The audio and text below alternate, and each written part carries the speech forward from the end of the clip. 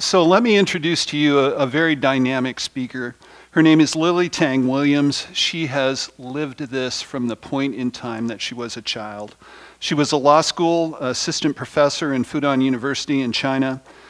She has become, in the United States, an entrepreneur and an educator. She's currently co-chair of the New Hampshire Asian African American Coalition. She's chair of the Republican Town Committee in Weir, and she was recently elected supervisor of the checklist. Her parents and herself grew up really in challenging times in China just before the Cultural Revolution. And she's experienced all of the types of things that this brought. She came to America in 1988. So welcome, if you will, Lily Tang Williams.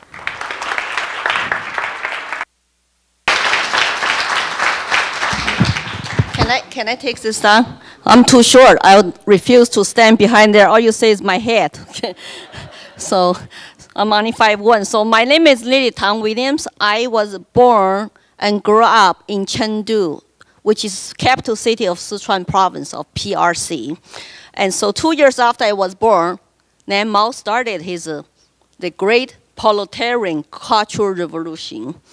Of course, I did not know anything. I was born into that kind of situation, but my parents, luckily, were so-called red classes. Workers rule, proletarians rule under communism, right? We were the oppressed classes. But what kind of life did we have? You live in a community housing where you're a family share one bathroom, and then you have one water faucet. And when you go to schools, it's all government-dominated schools, you chant. And you will think, if I'm a red child, why should I write diaries to confess? And to still say, I'm sorry, my mom, I thought about something not politically correct. And they encourage you to write diaries. Doesn't matter if you're a black class child or red class child. So it doesn't matter if you're oppressor class or if you're oppressed class. And you're supposed to turn on each other and apologize and confess and to spy for the state. We were so brainwashed as a child in school from 7 years old all the way until Mao died. I was 12. Basically, we become little state agents, spies. And they want you to hate. They want you only to be loyal to your leader and to the regime. They put their hate into your head. Rightists, capitalists, landowners, intellectual dissidents, they all are enemy of the people. And we supposed to be the people, but we were starving anyway. But we're supposed to hate them because they put their hate into our head. I was so brainwashed. I could say, my mom smiling at me from the cloud. Good child, doing the right thing. Then you cook Chinese food with some, big wok under the fire, wok down there has big fire, and they start smiling at me and keep praising to me. He basically used cultural revolution to purge his political enemies. He became like a god. And we were a whole bunch of so-called red guards, young pioneers, useful idiots, Lenin called, worship him like a god. 20 million people died during 10 years Cultural Revolution. Red guards, my uncle, aunt's generation, listen to him, worship him, top down statues, burning statues, destroy cultural relics, and throw rocks at the black classes. And hold a face like this. Say what we want you to say. Does that sound familiar to you? Does that even look familiar to you? Last Saturday, Labor's Day, for International Workers' Day, Austin, Texas. I was terrified to see Austin, Texas, Antifa march down to Austin, Texas, capital, downtown. What were they holding? Mao, Karl Marx, Lenin, Stalin's big posters, and the communist flag, and black mask. I even don't see their faces, look young. And I show a picture of us back then during the Cultural Revolution, marching in the street. We were holding same signs, communist leaders' signs. And also some other similarities. Struggle sessions, like dancing, okay? if the things get worse, all white people have to go to struggle sessions with your children to apologize for who you are. You were born white, your skin is white, and you got to apologize for your ancestors' sins. Who knows if your ancestors owned slaves or not, but you got to apologize. Just like the Chinese, who were capitalists, landowners, writers, intellectual dissidents, you got to apologize because your grandparents owned piece of land, exploited workers, and you're supposed to come out, apologize, or if you don't do it right away, we're going to throw rocks at you, send you to re-education camps. Some people committed suicide. They could not handle it. Hostile environment daily. And some of them get tortured to death. Some Red Guards, 15, 16 years old, were turned on their family members and saw their own mother get tortured to death in front of their eyes because they thought they were doing the right thing for Chairman Mao. They live with their guilt all their life. My own grandmother went through struggle sessions because her dead husband, my real grandfather, was an outlaw leader in Sichuan mountains. And he already married a red class worker. But she had to be criticized, apologized for her dead husband, who was supposed to be black class. She said, thank God I'm married to a red class. So I was okay after 1 year's struggle sessions. And they were poking her from the back and threw rocks at her. So my child memory, 10 years Cultural Revolution. Then when Mao died, I started to question. And finally, I had some brain left. I started to question why I'm saying long live Chairman Mao, 10,000 years, another 10,000 years. Then boom, he died. Was he human or God? He's supposed to be immortal, right? It's like 1 million years life. So I started questioning who lied to us. So university reinstated. Remember, Mao shut down schools so the students can do struggles full time, riots full time, looting full time. Sounds familiar? And then police were told, stand down. Military told to stand down, purge, show your loyalty, have a loyalty test. All sounds too familiar. Awful, awful memory just came back to me. I actually, about 23 years old, I fled China. I became a graduate student in Austin, Texas. And I thought I left all the communists behind. I'm so happy living in a free country, living my American dream. And I studied, I learned English, got married, raised children, become entrepreneur, work for myself, have financial freedom. I can travel. And now, I have been warning, when I woke up in this country, 20 years later, I woke up in this country.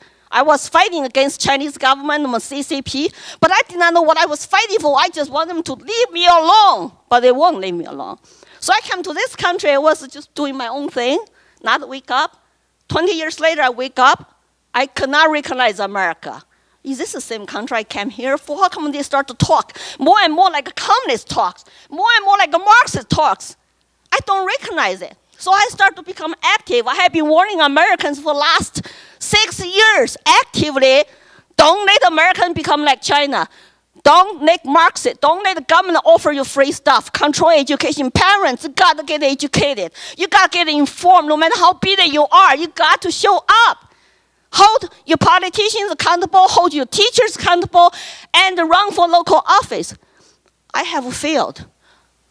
Of course, one person can only do so much. I need to go take my story to the national level because last year I could not sleep at night. I saw how our country was shut down, how schools were closed, how churches would tell you to stand down, cannot congregate, and you must wear masks, you must do this, you must do that, small business all out of work. How could Americans just conform? I just could not make sense of it. It's like, oh my goodness, this is Cultural Revolution where you got shut down, and you have the social distancing, doing all the magical words. There were people looting in the street, burning statues, and want equity. Marxist term is equity, not equality. It's equity, which is an equal outcome. That means use that term alone. It's about take from people who have wealth to give to people who don't have wealth, and divide and conquer you all by saying, hey, we have 5 black classes, 5 red. You do too. If you're white, male, Christian, conservative, regular, conventional, husband, wife, you are black classes. To me, it's so simple. Just divide people, get them to fight each other, hate each other. So I feel it's so important now, you know, the similarities between Mao's Cultural Revolution versus our American Cultural Revolution right now. I am warning people. I wrote my opinion piece, if you have not read it, called The Chinese Immigrant Warning on Critical Race Theory. I hear red cards are saying, I see shadow of that cultural revolution happening here. People got to wake up, include Democrats, liberals, teachers. I know some are afraid losing jobs, some are afraid to get canceled, and some are afraid all kinds of stuff. But it doesn't matter. If you don't speak up now, they will come after all of us. Trust me, you are not 1% of the political ruling class. You are not Chairman Mao or his cronies who want to be emperors. We all have to bond together to win our teachers, Democrats. We cannot demonize Democrats because they're not informed. They're only radical left are very loud, are assertive. Lots of moderate Democrats are afraid to, like us, to speak up. We need to win them over. We need to bond together. We all are Americans. Our race, our gender, our skin do not matter. We are human beings. We need dignity and respect, and we have to dismantle that. So for all you white people out there, you don't need to apologize for who you are. You don't need to apologize for your race, for your color, and for your religion, for anything. I feel extremely welcome here. Those people out there, they don't know what real oppression is. I don't feel oppressed at all. I feel frustrated, sad, and angry. How could I lose another country to communists? I don't want to relive China. I'm going to fight here. Like Dan said, no place to run there. I have no place to go home. America is home. New Hampshire is home. We got to fight together. Thank you. Thank you.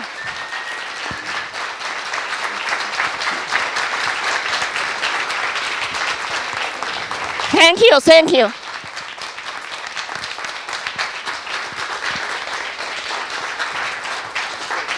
Questions? Very well stated. When do you run for governor? Any questions at all for Lily? Well, I used to think running office might be the only way to get my messages out.